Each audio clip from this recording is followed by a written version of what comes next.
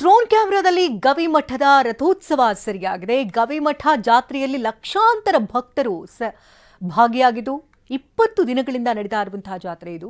15 ಲಕ್ಷಕ್ಕೂ ಹೆಚ್ಚು ಭಕ್ತರಿಗೆ ವೈವಿಧ್ಯಮಯ ಪ್ರಸಾದಗಳನ್ನು ಕೂಡ ನೀಡಲಾಗ್ತಾ ಇದೆ. ಸಾಗರೋಪಾದಿಯಲ್ಲಿ ಜನ ಬಂದು ಜಮಾಯಿಸಿರುವಂತಹ ದೃಶ್ಯಗಳನ್ನ ನೋಡ್ತಾ ಇದ್ದೀರಿ.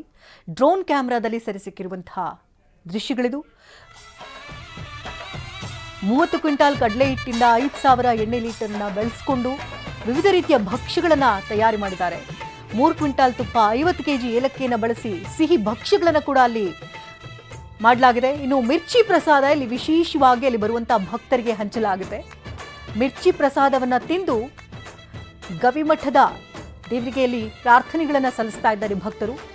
ಬೇರೆ ಬೇರೆ ರಾಜ್ಯಗಳಿಂದಲೂ ಬಂದು ದರ್ಶನವನ್ನ ಪಡಿತಾರೆ.